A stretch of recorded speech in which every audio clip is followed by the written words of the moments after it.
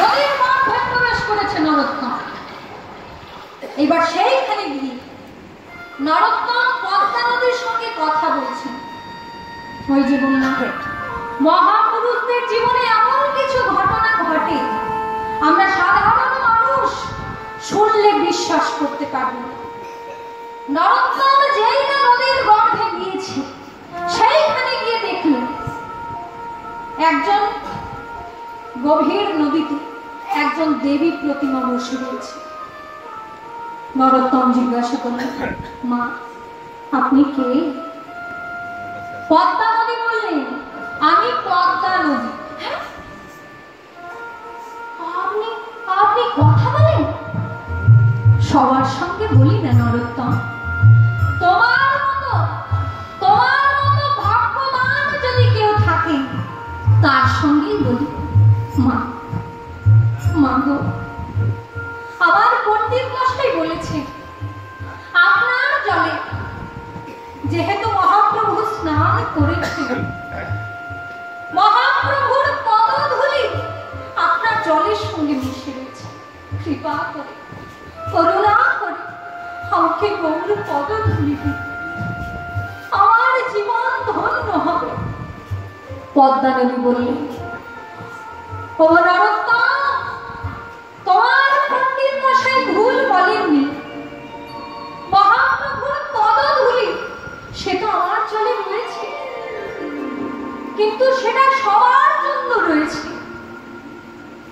মহাপ্রভু যে বিশেষ ধন বিশেষ সম্পদ তোমার জন্য রেখে গেছেন সেটা তো তোমার শিক্ষক মশাই জানেন না। মহাপ্রভু যখন আমার জলের মধ্যে দাঁড়িয়ে হা কৃষ্ণ প্রাণ কৃষ্ণ বলে কেঁদেছে, তার হৃদয়ের প্রেম অশ্রুরূপে আমার জলে মিশেছে। তিনি বলেছে তুমি আসলে, মহাপ্রভু আমাকে বলেছে তুমি আসলে সেই প্রেম তোমাকে সমর্পণ করতে। তাই ওরে নরোত্তম, আয় আমার কাছে, আয় আমার কোলে বস, এতদিনে গৌরাঙ্গ প্রেম হৃদয়ে ধারণ